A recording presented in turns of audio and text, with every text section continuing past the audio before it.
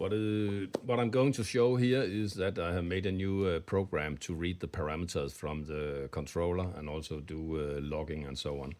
I can show it here by going. You don't have to download anything, you just go here and then it's a new parameter tool. When you open that up, you have to connect via the USB cable to the controller. What we are doing is that we have to connect to it. We do like this. You see that it's rebooting the controller. It will always do that. There is a way to deal with that if you don't want that. That is something with a capacitor on which has to be soldered to the board, but we don't need that. I think it's okay because you would connect to it when you are stationary. When you have connected to it, we want to read all the data from it, and you see up here, it was very fast, and now we have all the data. So the first page here is the shift firmness, and it's all the standard parameters at 0% TPS and 100% TPS should not be changed here.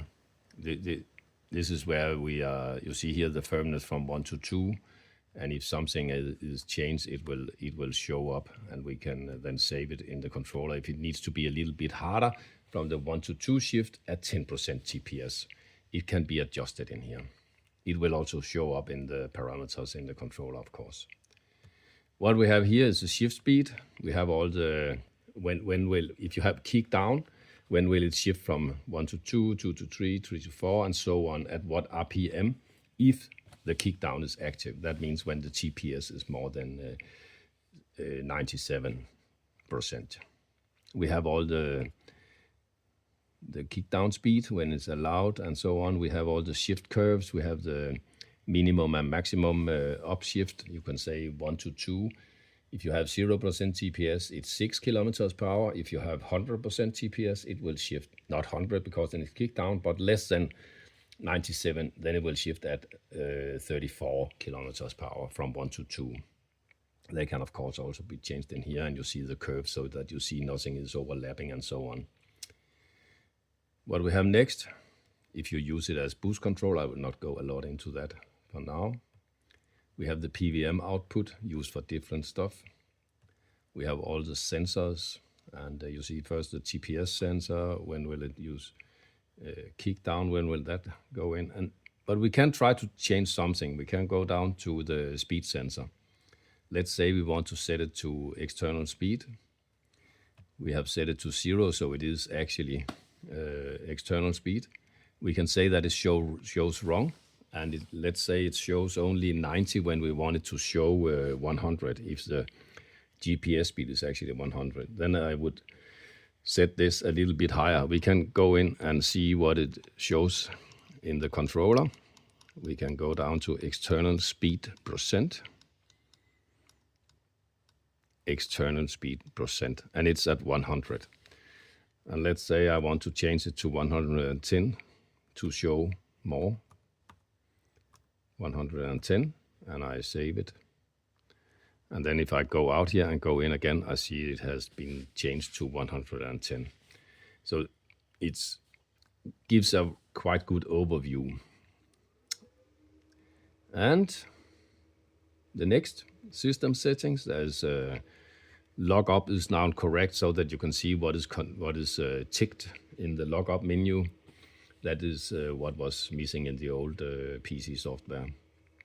The log up, and also the CAN bus has this view where you just check what you need, if you need the Tiptronic shifter and so on, and regarding the gear lever. The next thing is live data. We can connect to the controller and stream live data. So I can do that. I can do it with 0.1 seconds interval, or I can do it by 20 milliseconds. The 20 milliseconds goes very fast, but I can try to start, and we can try to. I have the TPS here, and you see it. I also can put some RPM sensors active. So, and if I change the gear lever, it will also be active. Then I can actually stop logging. And what I can do is that I can actually download the log I just made and call it test. What we can then do is that we can go to the last page and say analyze. Then we can actually open the log file, what I call test, and I will see it here. We can say that I want to show only 5 seconds of it, and I can go back and forward, and I can show different curves here. I can say the first one I only want to have, let's say I only want to show TPS, then I just put that in twice. And if I want to see, what gear it was in, I can see that here. So it's a way of analyzing the data. What we can also do is that we can actually export the data set in the controller, not from the live data. This is on its own, but we have all the parameters that we can actually save to a PC, and we can just save that, and then it can be sent to me for analyze or whatever it is. But this should just give a quick overview what the new software can do on the PC. Of course, it requires that you have the latest firmware in the controller, but that would be 2.7.3 at the moment, where everything like this is working. I'm still testing it, so I don't ship controllers out with this firmware yet.